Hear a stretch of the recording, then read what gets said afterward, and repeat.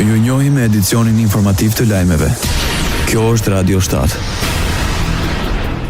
Në fund të tetorit, rezervat valutore të vitit 2025 në Republikën e Maqedonisë së Veriut kanë arritur në rreth 4.8 miliard euro. Në këtë mënyrë, shënojnë një rritje me rreth 120.5 milion euro. Të dhënat janë bërë publike nga Banka Popullore. Pjesa më e madhe e rezervave valutore janë të investuara në letra me vlerë, në rreth 71.1%, pasuar nga ari monetar me 15.9% dhe valuta dhe depozitat me 13%.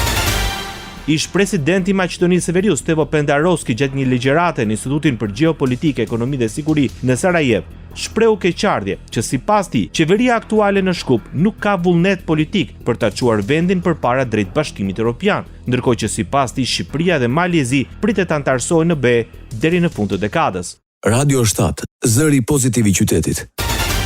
Kryeministri Edi Rama uroi përfitoren e Partisë Socialiste me kryebashkiakët e rinj të Vlorës, Tepelenës, Beratit, Matit dhe Cerrikut. Krahasaj, kryeministri falenderoi veçanërisht qytetarët për besimin. 5 bashki, 5 fitore, 5 arsye më shumë për t'i falenderuar qytetarët për besimin e tyre pavarësisht dobësisë ekstreme të opozitës, motit me shi të ditës së diel apo vetë natyrës së zgjedhjeve të pjesme të cilat nuk e stimulojnë pjesëmarrjen, u shpreh Edi Rama.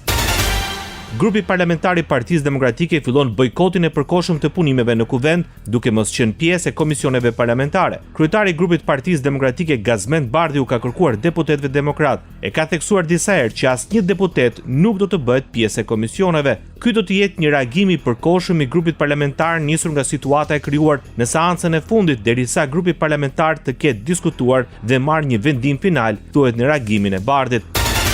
Shtesa e pensionit për moshën e 3 do të fillojë nga 1 janari 2026 në Shqipëri. Gjatë prezantimit të projekt buxhetit për vitin e ardhshëm, Petrit Malaj deklaroi se duke filluar nga viti 2026, përmes mbështetjes buxhetore do të zbatohet një kompensim të ardhurave për të gjithë pensionistët bazuar në kategorinë e pensionit që ata përfitojnë aktualisht.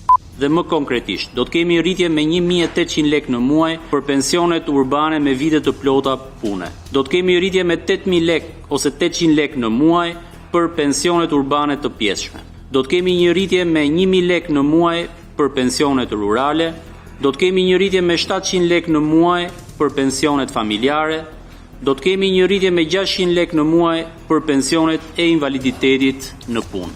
Sa i takon faturës për dhënien e bonusit mujor, Malaj tha se deri në vitin 2030 ajo arrin në 1.7 miliard euro.